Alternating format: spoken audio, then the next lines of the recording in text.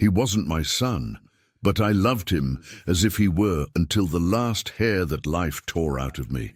Do you know what it's like to wake up every day, look at a child's face, and see another man's eyes, pretending you didn't see it? Because sometimes loving means keeping quiet. I lived for 40 years with this lump in my throat, 40, and no one ever knew, not him, not her, not even God, if I may say so, would know the pain I carried in my chest, like a hot iron inside me. She still wore the same perfume she had when we first met, that sweet, cheap jasmine scent that clung to her clothes as a reminder of the time when we still loved each other. I loved her, even after the note hidden behind the bookshelf, even after the whisper between the two of them that I wasn't supposed to hear, even after finding out that my brother had betrayed me in the most cowardly way anyone could betray another man. And I stayed. I made her coffee every morning. I put the bread on the table. I ironed the boy's shirt as if it were my own blood. I waited for his phone call on Father's Day year after year, like someone waiting for a miracle that never comes, and the coffee always got cold. It's strange, but the pain doesn't come all at once. It trickles down little by little, like a leak in an old roof. Some days it's just sadness. Some days it turns into anger. And then there are days when you simply feel empty, as if you were alive on the outside, but dead on the inside. Today, at 84 years old, all I have left is this silence and a handful of words that I never had the courage to say out loud. Maybe because no one wanted to hear. Maybe because deep down I was afraid to admit it. But the truth is, sometimes we only start dying when we stop telling the truth. And it was in that silence that everything began to fall apart, even though no one saw it. I haven't told you the worst part yet. There are things that hurt so much that even silence hurts. But anyone who has experienced real betrayal knows what I'm talking about. Sometimes we keep it to protect it, other times to keep it from falling apart completely. If what I'm saying has already touched your heart, leave your like here and follow me in this story. There's still a lot that I've never told anyone. It was the early 70s. The late afternoon light came in through the living room window and cast shadows on the furniture on the floor. It was a warm, orange light, the kind that is deceiving, that makes everything seem peaceful. But inside, I was already beginning to feel a discomfort that I couldn't explain. It wasn't sadness yet. It was more like a kind of silence that settles in without making a sound. At that time, I had just gotten married. We didn't have much, but we had enough. A stove with 2 burners, a bed with a mattress that sagged in the middle, and an inherited wardrobe that creaked every time you opened the door. She, my wife, was beautiful in a serene way. She never talked much. Her eyes said more than her mouth, and maybe that's what made me love her. Maybe that's exactly what blinded me. And he was my brother, my best friend, my blood. The one who shared the last piece of bread with me when I was a child, the one who defended me at school, the one who cried with me when we buried our father, the one who said that I was the only one he trusted. I never imagined, not even in my worst nightmares, that it was him I should be afraid of. We grew up close together. We slept in the same bed when we were little. He would clown around to make me laugh when my mother cried at night. He taught me how to fish, how to make kites, even how to work on our uncle's old bicycle. When I got my first job, he was the one who celebrated as if it were his own. When I told him I was getting married, he was the first one to hug me. He told me she was special, that I was lucky. I didn't notice the way he said it, not at the time. In those first months of marriage, he was always around. He brought bread in the morning. He showed up for lunch to fix a faucet, to help with a loose nail in the window. And I thought it was affection, that it was friendship, that it was that brotherly bond that we swear is unbreakable. She always smiled when he arrived, but she smiled differently. I remember one afternoon, it was raining lightly outside, and she had her hand on her apron, drying it. He came in, without knocking, as he always did, and she turned her face to me, laughing at a joke that only the two of them seemed to understand. I smiled too. but it was automatic. Deep down, something there bothered me, but I swallowed. I swallowed like someone who swallows a sip of cold coffee out of politeness. Time passed, and details began to appear. Small details. A look that lasted a second longer. A silence between the two of them that didn't exist when I was out of the room. One time I came from work early and heard her laughter coming from the kitchen. When I went in, she fell silent. So did he. They told me it was nonsense, that they were remembering something old, something from childhood. I believed them, or wanted to believe them. Do you know when we feel like we're being left out of our own lives, that the role you think you're playing has already been given to someone else? But I kept going.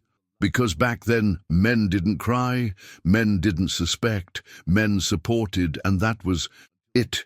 I wore this mask every day, and every time I put the plate on the table, every time I lit the lamp at night, every time I laid my head on the pillow, something inside me screamed. But I kept quiet. I pretended not to notice that her presence was too constant, that her eyes no longer sought me out like before, that her touch was colder, as if she looked at me but thought of someone else, as if she lived there, but her soul had long since left. One day, he showed up with a gift. For my son, a wooden car made by himself. I thanked him. My son smiled. So did she, but when he bent down to hand the toy and ran his hand through the child's hair, something froze my body, something nameless, a weight on my chest, as if something ancient and cursed had just touched me.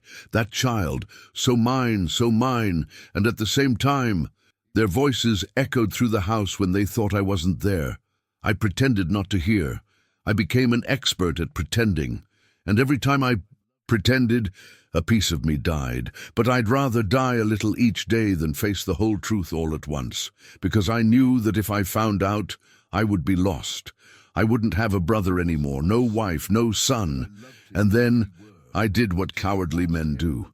I kept quiet. I continued my life with a wounded love, with a broken home, with a broken soul. And at that time, there was no therapy, no friends to talk to. There was only the pillow, and the dark. To this day, I hear their laughter in my head. And sometimes, I still wonder if he laughed at me, or with me. He was born on a cold morning, the kind that reminds us that we are alive only through the steam of our own breath. My hands were shaking, holding hers, and when I heard the first cry, I felt a warmth rise up through my entire body. It was my son, mine. The world could have collapsed outside, but inside that room, I had just gained what mattered most. I have never been one to cry easily, but at that moment, with that little being wrapped in a thick red cloth, with his wrinkled face and eyes closed, I broke down inside. I said, "Thank you," in a low voice, without knowing to whom exactly. To God, to life, or to her. Maybe to everyone. The first few years were the best of my life. I would wake up to his footsteps stumbling down the hallway with that clumsy way of a child who is still discovering the world. He would laugh easily at any of my antics. And all I had to do was say, "Daddy's home," and he would drop everything to run into my arms. When he said "Daddy" for the first time, I cried in secret. I went to the backyard, pretended I was going to collect firewood, but I just stood there looking at the ground, feeling a joy that hurt. It was as if all the effort, all the struggle, all the fear had been worth it just for that one word. "Daddy," said in that high-pitched voice full of life. But over time, some things started to bother me. The first was the color of his eyes, blue, like my brother's, not mine nor his mother's. I ignored it. I thought it must be an inheritance from some distant relative, one of those genetic coincidences. But then came the smiles, the way he walked, even the way he frowned when he got angry. It was him, my brother in miniature. With each passing year, he became more like him, and with that, a doubt began to grow inside me that I tried to push away, like sweeping dust under the rug. The neighbors started to comment. At first, they were joking. "That boy takes after his uncle more than his father, huh?" they would say with disguised giggles between sips of coffee. I smiled and made jokes back, but inside it was eating away at me. It was as if each comment lit a candle in a dark room that I struggled to keep out. She, my wife, pretended not to hear.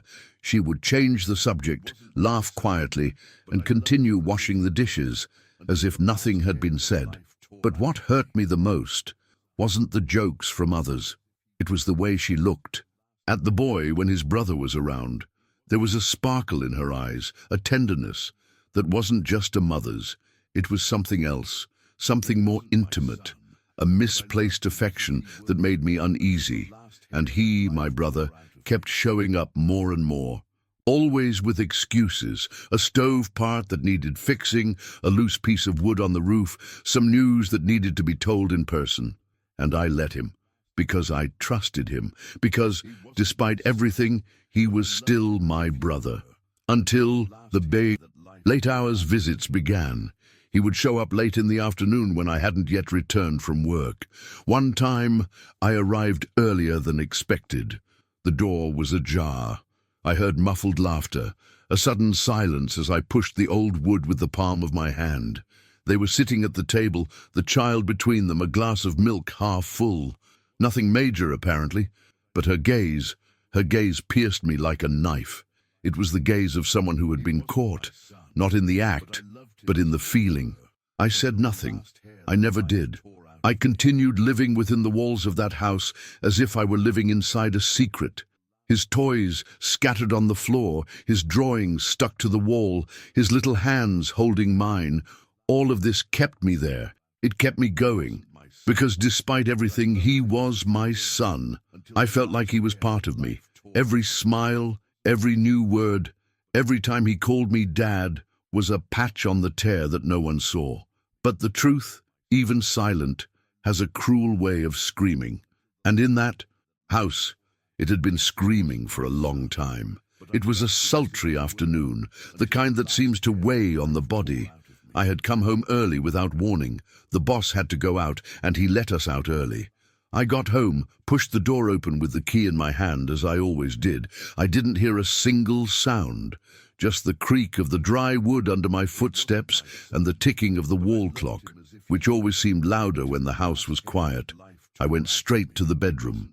The bed was unmade, with the covers thrown haphazardly, as if someone had left in a hurry. On the dresser, there was an old notebook, a little crooked, with one corner of the paper sticking out.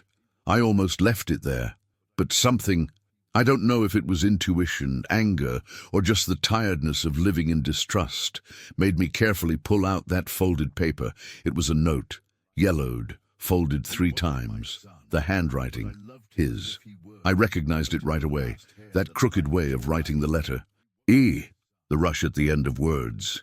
It wasn't from now. It must have been years old. Maybe it was written one of those afternoons when he showed up. Maybe on a random morning when I left for work, thinking my house was a safe place. On the note, a short sentence written with the courage of someone who never thought he would be discovered. I can't stand seeing you every day and pretending he's not mine. Tell me you still feel what we felt. Just that. But it was enough. The floor disappeared. But I stood up. Not by force, by instinct, because at that moment it was as if my body didn't want to fall so as not to confirm that it was real, that I was in fact reading it, that my brother had written it, that she had received it. The paper was shaking in my hand, or was it that my hands were shaking too much to hold anything? I sat on the edge of the bed. The mattress sank, as if trying to swallow me along with the pain. Her scent was still on the pillow, mixed with soap, cheap perfume, and something that now made me feel sick. I stood there for a time I can't measure. Time loses its meaning when the world cracks inside. I tried to breathe, but the air came in short, shallow, as if my own body refused to continue functioning. She arrived shortly after. She brought bread. She opened the door, singing some random song. She stopped at the entrance to the room when she saw me there, with the paper in my hand. Her eyes wavered. She didn't say anything, and neither did I. I just looked, a look that, if it could, would have asked everything, shouted everything, but I didn't say a word, because sometimes Silence is crueler than any accusation. She sat down on the chair in the living room. She didn't ask what I had read. She didn't even try to take the note from my hand. She just stared at the floor, like someone looking at their own reflection in a hole.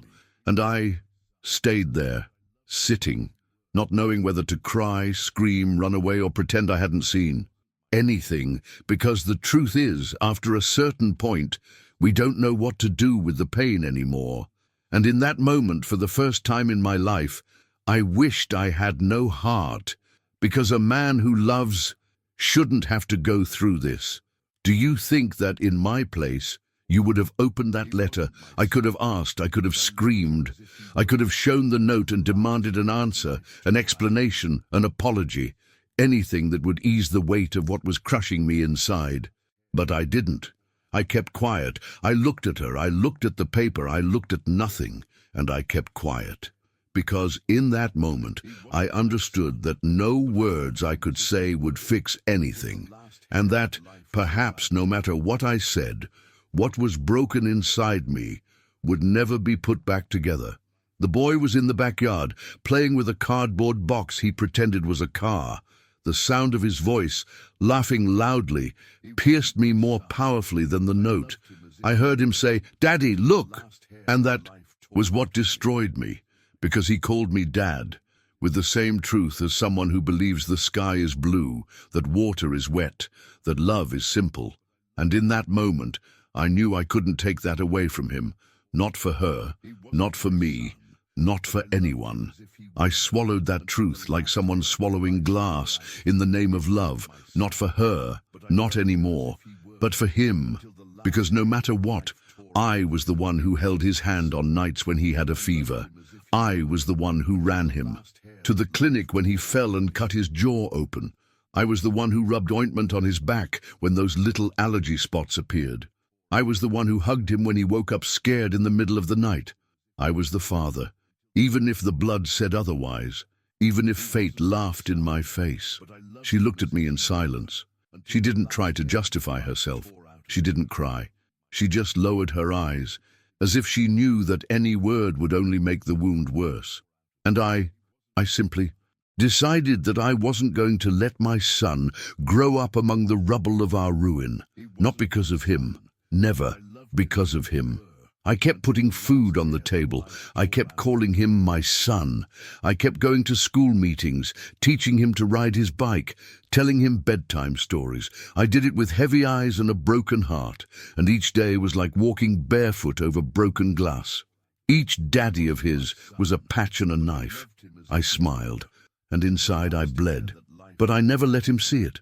Protecting a child's innocence is the cruelest act a man can choose. Because you have to lie every day with a smile on your face. You have to be strong when everything inside you wants to fall apart. You have to bury your own pain so as not to dirty the childhood of someone who is not to blame for anything. And that's what I did, day after day, week after week, years. I remained silent. I pretended that love was enough. I pretended that presence made up for betrayal. I pretended that I didn't care about the looks from the neighbors, the whispers, the features that were increasingly identical to his. I pretended so well that sometimes even I believed it. But deep down, I knew. Every birthday, every photograph, every hug, it was all a shadow of what could have been. And the love I gave was always tinged with the pain of what had been taken from me, without my being able to stop it. Do you think it's possible to be a father, even knowing that you were never the only man in that story? Time passed as it does for those who live in silence, slowly on the inside, but too quickly on the outside. My boy grew up. He put aside his toys, his silly questions, his spontaneous hugs. He became a boy, then a man, and with that, he also started to distance himself from me, little by little, as if he didn't want to hurt anyone, but hurts anyway. At first, I thought it was age. That phase when your child rebels, wants to be in charge of his own life, slams the bedroom door, and says that no one understands. But it wasn't just that. It was deeper. He started to look at me differently, not with anger, worse, with indifference, as if I were just another piece of furniture in the house, a detail in the corner of the family portrait. He stopped calling me Dad with the same sweetness. He started to correct me, to treat me as someone who owed me forced obedience. Over time, he stopped asking for my opinion. Then he stopped listening. And finally, he stopped talking. He answered in monosyllables, avoided the dinner table, and left before I arrived. I don't know if she said anything. I don't know what he felt inside.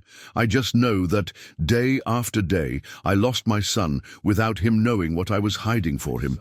And that's the kind of pain that we don't tell anyone about because it doesn't even have a name.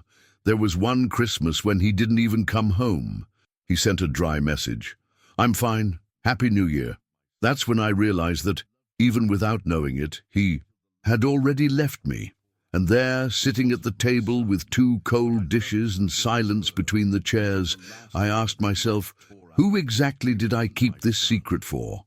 He left, leaving only the echo of children's laughter, of drawings on the wall, of hurried footsteps in the living room in the early hours of the morning. Everything turned into distant noise, and I was left with the memories, the ones that hurt because they were real. My brother died before that. He had a massive heart attack, the kind that doesn't give you any warning. There wasn't even time to talk, to confront someone, to ask for explanations. He died and took with him the part of the story that no longer fit inside me. At the wake, I looked at him in that coffin and felt everything at the same time: anger, pity, longing, disgust, and emptiness. I didn't cry. I couldn't even close his eyes. I stood there looking at his cold face, and I wondered if he had ever thought about the damage he left behind. My wife became a widower of something she never accepted. I became a widower of a brother who never knew how to be loyal.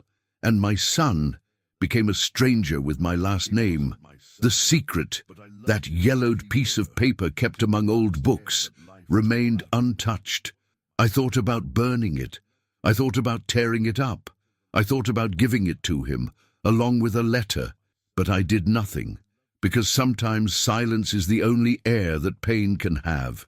And now, at this age, all that's left for me to do is tell it here, for the first time, for the last time, perhaps.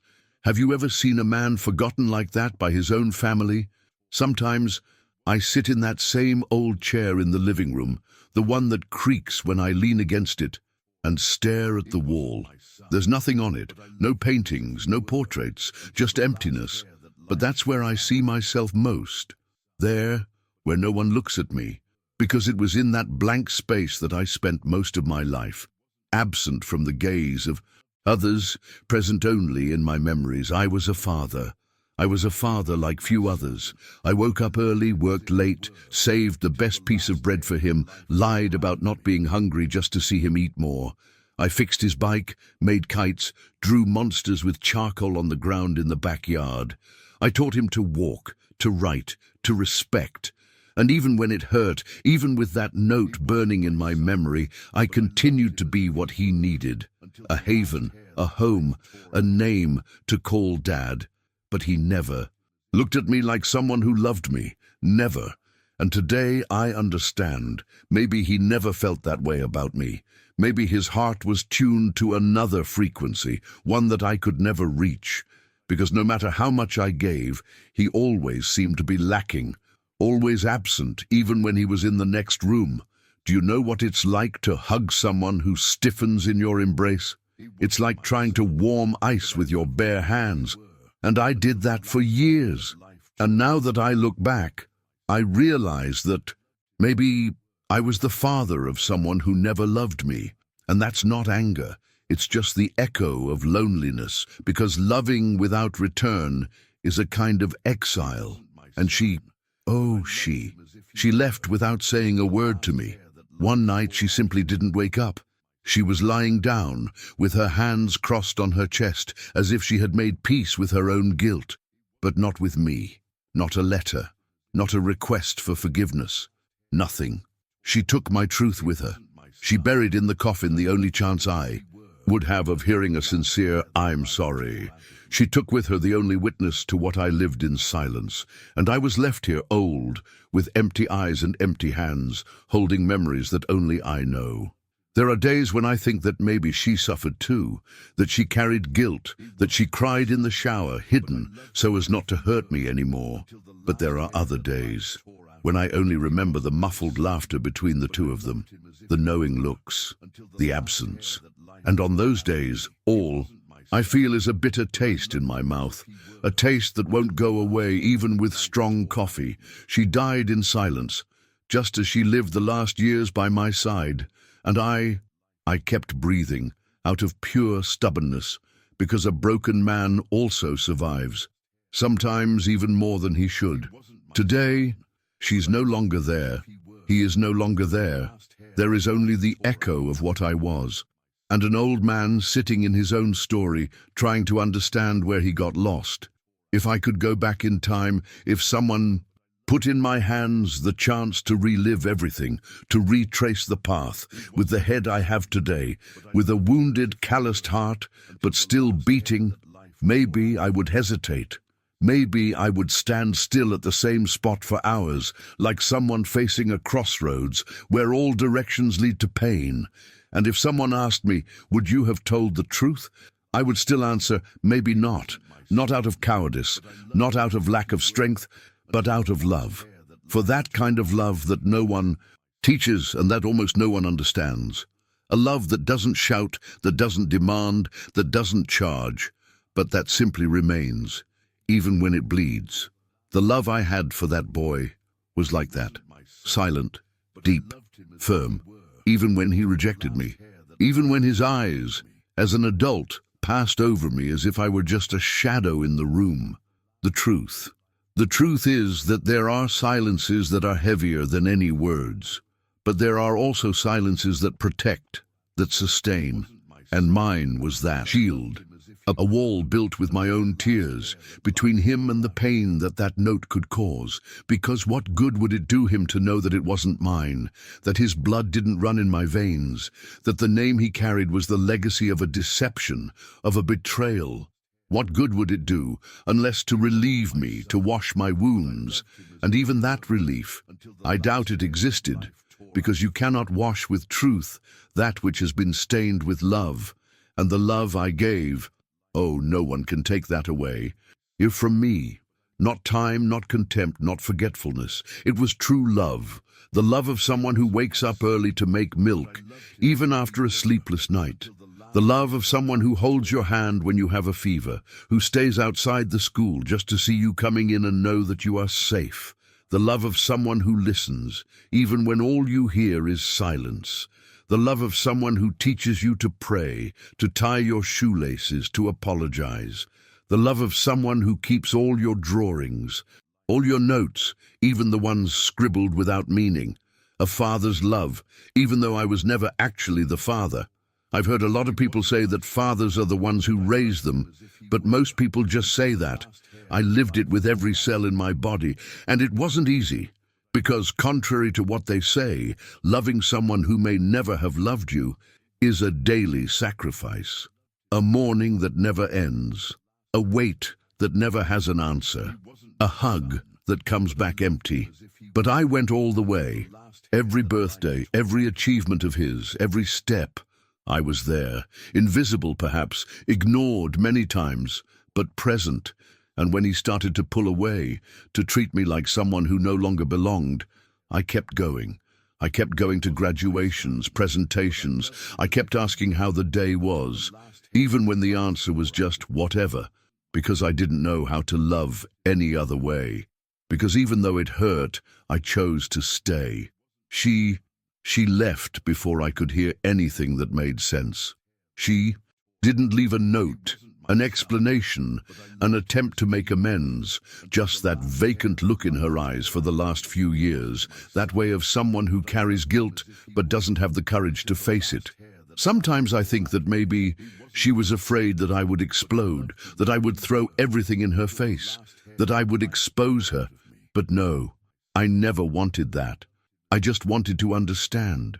I wanted to hear from her mouth that it was a mistake, a stumble, a cowardice, anything, but she died, taking that with her. She took my chance to hear the truth from her mouth, and that tore me apart more than the note itself.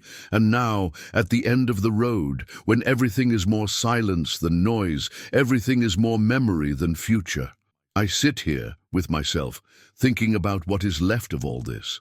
The boy became a man, and the man became someone who doesn't even call me on my birthday, someone who perhaps never really loved me, and who, if he knew what I know, perhaps would hate me, or worse, look at me with pity.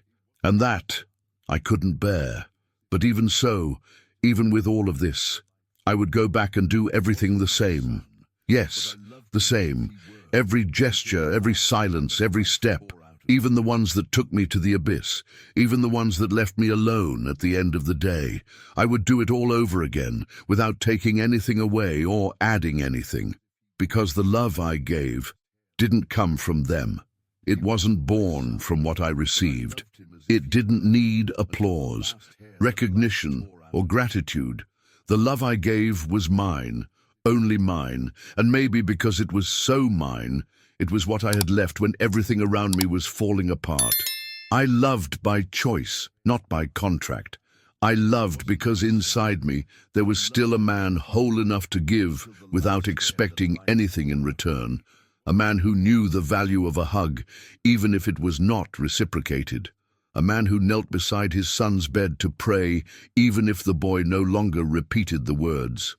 I was that man, and that, love, was the only thing that was truly mine in this whole story. When everything seemed to be falling apart, when the marriage became just a routine of shuffling steps, when her eyes no longer found me at the breakfast table, when the boy grew up and started calling me only by my name, or not even that, it was this love that sustained me. It was it that made me get out of bed on the days when loneliness weighed more than my body. It was it that held my shoulders when guilt, fear, and shame threatened to bury me alive. It was it that kept me from going crazy. Have you ever felt surrounded by people but invisible? Have you ever heard your own breathing as the only sound in the house? Have you ever put your plate on the table and, even with people around, felt like you were dining with ghosts? I've experienced this for years, and only this love kept me standing. This love that asked for nothing, that just wanted to exist. Being a father is not blood, never was. It's courage. Courage to stay. Courage not to scream when the world is stuck in your throat.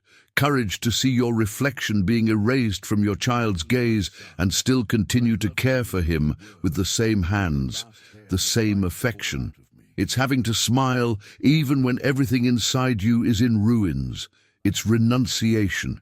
It's giving up pride, justice, and sometimes even your own identity so as not to hurt the one you love. It's spending your whole life waiting for some gesture, a lost thank you, a tight hug, to confirm that it was all worth it. And even if that never comes, keep loving. It's a choice, because truly loving is a choice you make every day, even on bad days, especially on bad days. It's choosing to stay when it would be easier to leave. It's giving when no one notices. It's giving knowing that you may never get it back. And I stayed. I stayed when the whole world said I should leave, when betrayal whispered in my ear that I was a fool, when his absence was a knife, when her contempt was a wall. I stayed, because I knew who I was. I knew what I gave, and that was enough. I was the father he will never know he had, not the one from the photo albums, or the one with the pretty speeches, but the real father, the one you wait for on the porch, the one who holds back the tears so you don't have to worry, the one who fixes broken toys with tape and love, the one who writes notes he never delivers, the one who grows old quietly, sitting on the edge of memory, the father who bled in silence, who watched his own story being erased over time, who died a little every day but never stopped loving. Never. And if that's not being a father, then I don't know what is. You've listened to me this far. And that already strengthens me more than I can explain. Sometimes, all an old man needs is to be heard, with the heart, not in a hurry. This story was mine, but it could be shared by many people who live in silence, out of shame, or out of love. If it touched you in any way, leave your gesture here. Your click is worth more than it seems. It shows that, even with time passing, there are still those who value what is true. Write just one word here in the comments: courage, because that's what sustained me. And maybe that's what someone out there needs to find too, and it continues with me. The next story that appears on the screen, she's not just stronger. It's one of those things that turns your chest upside down, that makes you see things you'd rather forget. There are secrets that have been buried for decades and are finally going to be revealed.